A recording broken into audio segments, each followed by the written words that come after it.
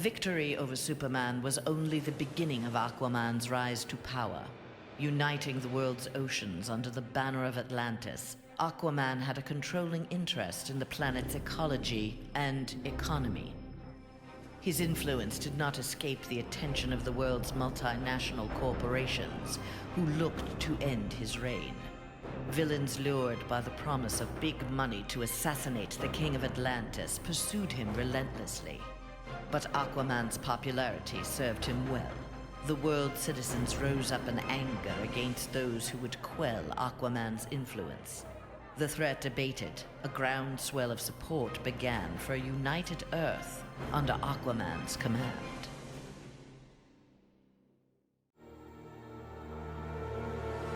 Superman's defeat did not work to Ares' advantage as he had planned.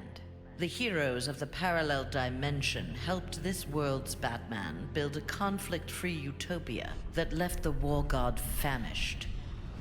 On the brink of death, Ares managed to imprison Brainiac 5. He forced Brainiac to create a time loop beginning with the other dimensional heroes' arrival and ending just before their victory. In this pocket of time, Ares flourished. Endless war was his to savor.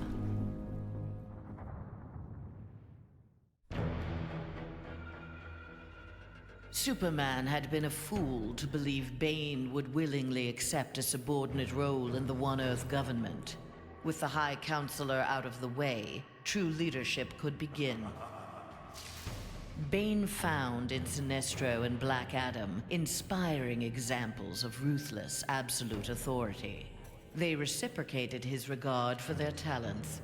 The three former villains regained control of the planet and formed a ruling triad that would be uninterrupted until the next phase of Bane's plan.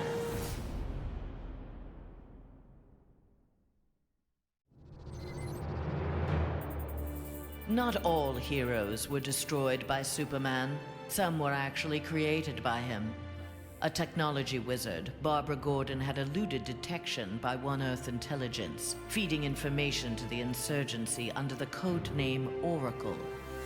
But after the regime's murder of her father, Gotham Police Commissioner James Gordon, Barbara channeled her anger into a new alter ego. Sensing the right opportunity to strike, she attacked Superman directly. By defeating the High Counselor, she had announced Batgirl to the world in impressive fashion.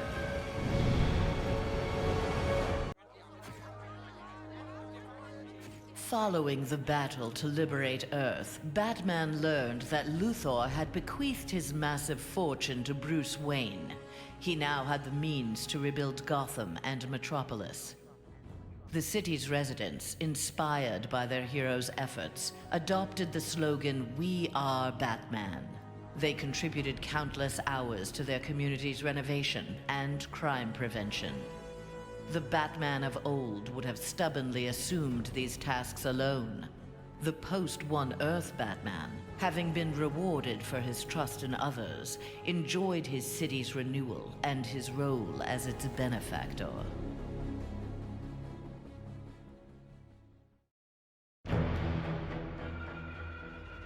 The defeat of Superman taught Black Adam one thing. Most of Earth's denizens were too weak to adopt Kahndaq's visionary form of government. He returned to his homeland with a new plan. Combining their energies, Black Adam and his Empress Isis created a mystical barrier around Kahndaq. There they reigned in peace, their country an oasis in the wasteland of human civilization. A true oasis once Black Adam had destroyed all other life on Earth.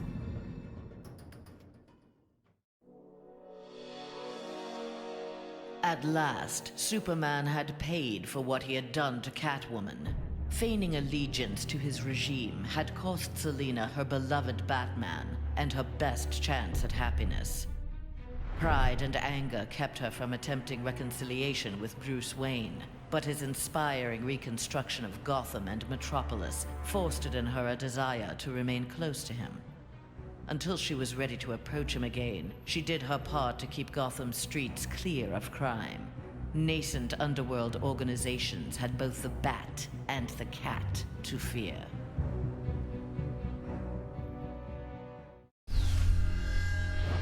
After Superman's defeat, Cyborg led the assault on the Fortress of Solitude to flush out remnants of the High Counselor's regime. The fortress was well defended, the battle intense. Cyborg was forced to use unfamiliar Kryptonian tools to make repairs to his damaged cybernetics. Enhanced with the alien technology, Cyborg found he could communicate with Superman's androids and order them to apprehend the opposition. With his army of super androids, Cyborg will bring justice to the world.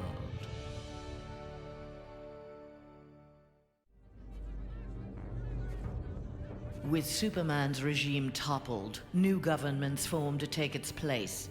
New governments meant new customers for Deathstroke, and business was booming. Soon there were more assassinations to carry out, revolutions to aid, and unrest to create than he could manage on his own. The One Earth regime's elite troopers, having committed atrocities in Superman's name, had gone into hiding from a populace bent on revenge. Impossible for most to find, but not for Deathstroke. Recruiting these renegades, he formed the New Titans, the world's premier political assassins.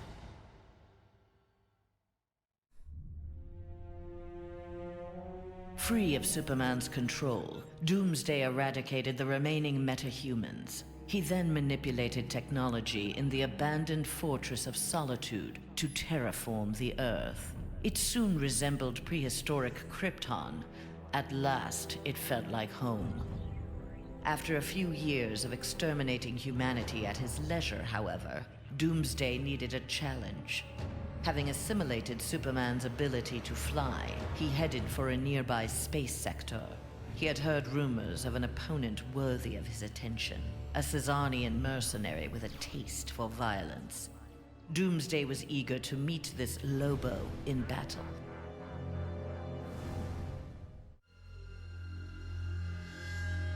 Flash had taken down the High Counselor, but the atrocities he had abetted during Superman's regime continued to haunt him. His shame eventually drove him into exile. Whether wishing to make further amends or simply unable to stop himself, Flash continued to use his powers in the pursuit of justice.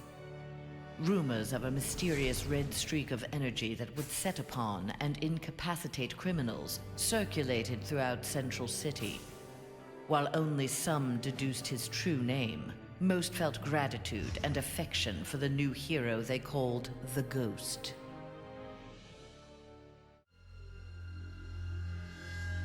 After the fall of Superman, Green Arrow visited the Star City of this parallel Earth. His counterpart was one of the first heroes to fall in the battle against Superman, one of the first to object to the Man of Steel's new tactics and reasoning. A memorial erected in Star City's Orchid Bay served as a reminder of the need to fight oppression regardless of the odds. There, Green Arrow found that one citizen wasn't content to memorialize Oliver Queen in stone. With Green Arrow's training, a new archer, dressed in crimson, took up the fallen hero's mantle. Let Star City's criminals beware. The night belongs to Red Arrow. Mere days after returning to his Earth, Green Lantern, in an event mirroring his ascension to the core, witnessed the crash landing of an alien ship. Investigating the wreckage, he encountered the pilot, who claimed to be Abin Sur. But this Abin Sur wore no power ring and referred to him in halting breaths as the Almighty One. Green Lantern tried to convince the alien of their past, that Abin Sur had named Hal Jordan, his successor, as the Green Lantern of Sector 2814. But the alien died from his wounds before Lantern could learn more of him. Lantern left immediately for Oa. The Guardians were his only hope of solving this mystery.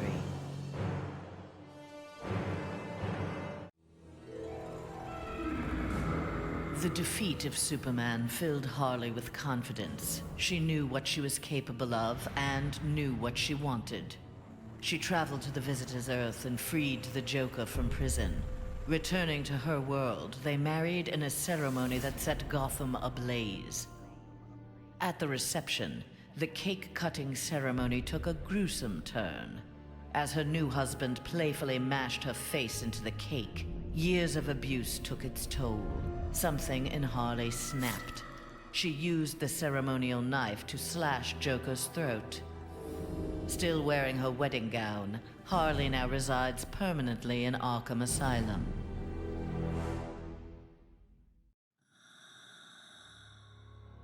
Free of his brainwashing, Hawkgirl exacted revenge on the High Counselor for murdering her husband, Hawkman. She was nevertheless sent to prison for her role in the regime. One night, she awoke hovering above her cot, glowing with eldritch light.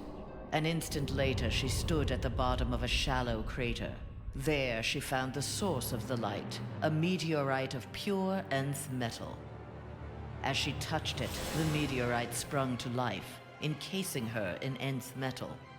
The new armor made Hawkgirl invincible. Her first act, vengeance against those who had helped Superman capture Hawkman.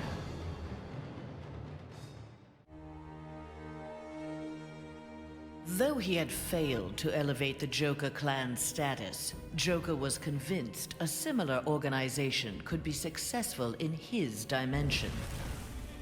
Joker used a series of devastating terrorist acts to frighten the populace, then convinced the more gullible among them that he was the path to security.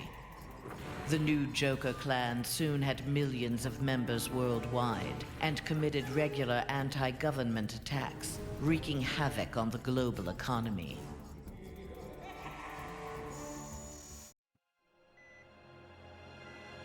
Killer Frost reveled in her victory, but her overconfidence betrayed her. Seizing the opportunity, agents of Star Labs captured her. Their scientists harnessed her freezing power in order to fortify the world's polar ice caps. But Star Labs underestimated Frost's abilities. Turning on her captors, she froze their facility and eventually the entire Western Hemisphere. The survivors now struggle to overthrow the self-proclaimed Ice Queen.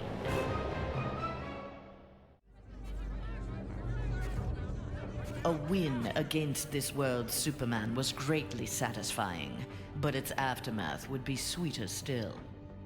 Luthor had traveled to this dimension to convince its residents that he was their Luthor, who had miraculously survived the High Counselor's globally televised attack on him.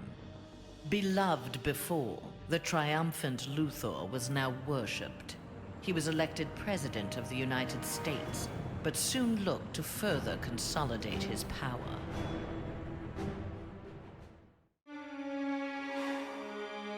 There was no shortage of vendettas during Superman's reign, and no shortage of bounties for Lobo to collect. He became one of the richest men in the universe by assassinating those who ran afoul of the High Counselor. Lobo's already massive ego inflated along with his rising wealth. Lobo searched for an assignment worthy of his abilities. With so many super-powered beings already dead at his hand, however, bounties were scarce. Lobo decided to use his wealth to create his own ultimate contract. He would kill the denizens of New Genesis, home of the new gods.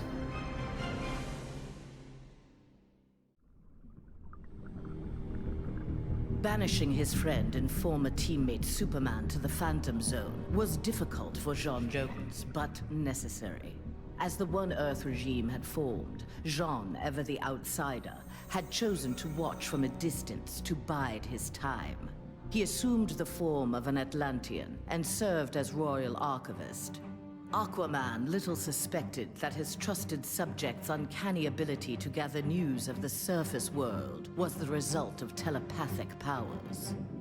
When J'onn learned that heroes from a parallel dimension were aiding Batman's insurgency, he assisted as well, leading rescue operations in Metropolis and Gotham after Superman's rampage. In the post-regime era, the Martian Manhunter continued to serve his adopted world, gathering the next generation of heroes to form a new Justice League.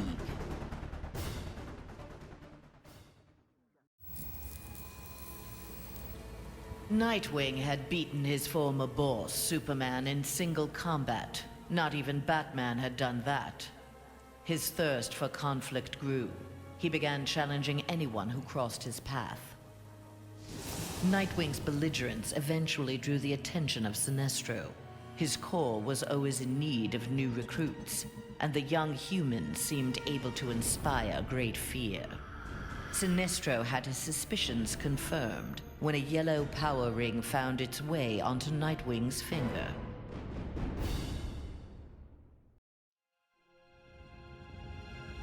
Winning the battle with Superman cost Raven dearly. The amount of demonic energy required overwhelmed her. After regaining consciousness, she looked around warily. Her immediate surroundings were a hellish ruin. Nearby stood her father, Trigon. Raven had somehow called him forth during her battle. Trigon thanked his daughter. He then summoned an army of demons and set out to destroy the rest of the planet. The fool in the red cape had been dealt with. Now Scorpion would learn how he came to this place. Heretofore, only the sorcerer Quan Chi or the fallen elder god Shinnok could have summoned him. Scorpion's answers appeared in the form of Trigon, who accused Scorpion of deserting Trigon's demon army and stealing from him the glory of besting the High Counselor. The two faced each other in a titanic struggle. Scorpion emerged the victor and assumed control of Trigon's invasion force. Soon this strange new land would be his to rule.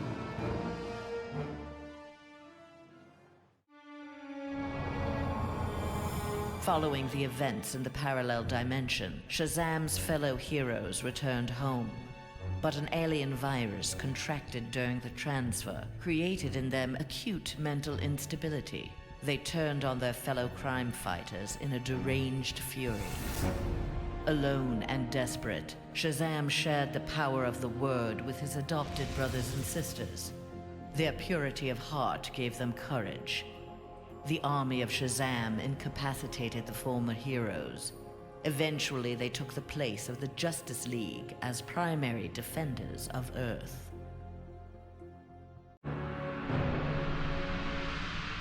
When Superman's One Earth regime proved to be a failure similar to his on Korugar, Sinestro retreated to deep space to ruminate on its demise. Fear had long seemed the most powerful of the emotions with which to bring order to the universe, yet it had not been enough.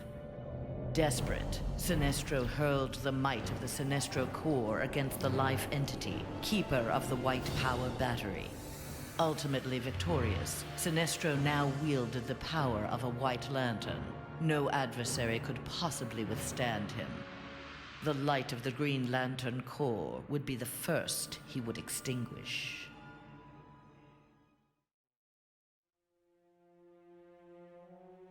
The battle over, Grundy eluded capture and returned to his swamp to heal his wounds. During regeneration, Grundy found he could channel the elemental force of the Red. All animal life would bend to his rule. His increased power also allowed him to resurrect the long-lost Grey Force. Now, instead of ruling Earth's creatures, he could simply destroy them. After defeating the world's heroes, Grundy turned Earth into his version of paradise. He now rules over a gray and lifeless planet.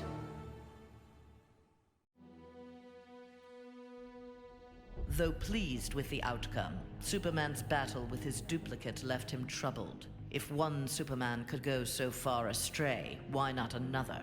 Preventative measures were in order. After much discussion with his fellow Justice Leaguers, Superman ingested a remote-release kryptonite capsule. At any sign of instability, the kryptonite would permeate his body, killing him. The question of who could trigger the device was solved democratically. Each week, a different Leaguer would take possession of its remote control. Only Batman was denied a shift.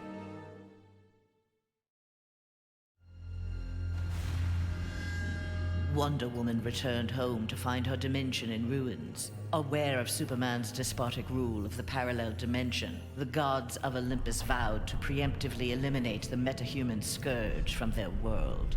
Under the direction of Zeus, they hunted down and eliminated nearly all superpowered mortals. All that remained to oppose them was Themyscira. Wonder Woman and our Amazons fought back against the Olympians with unrelenting courage. Despite heavy losses, Wonder Woman's forces ultimately prevailed. They took reign as the new Olympians, ushering in an age of peace and prosperity.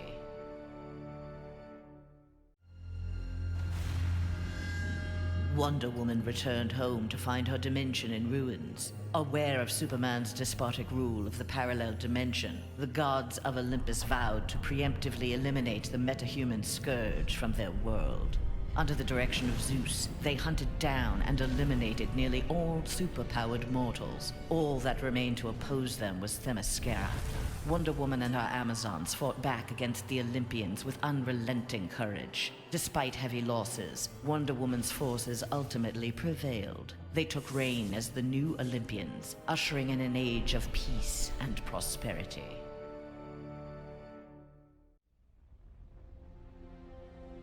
The defeat of Superman was a relief to Zatanna.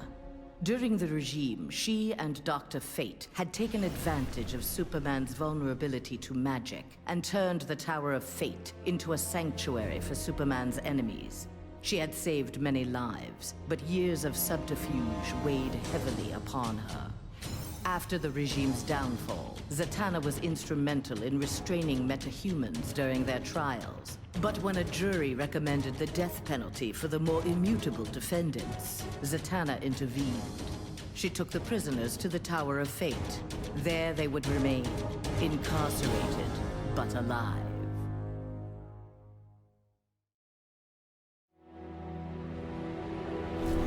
Free of the Phantom Zone at last, Zod's first order of business, Superman's defeat, had been accomplished. Now his revenge could be fully realized. His time in the Phantom Zone had allowed Zod to learn its secrets. He had even learned from one of his fellow residents how to call forth small pockets of it at will. After introducing Superman to its mind-numbing emptiness, Zod claimed the High Counselorship and began to rebuild Earth in the image of mighty Krypton.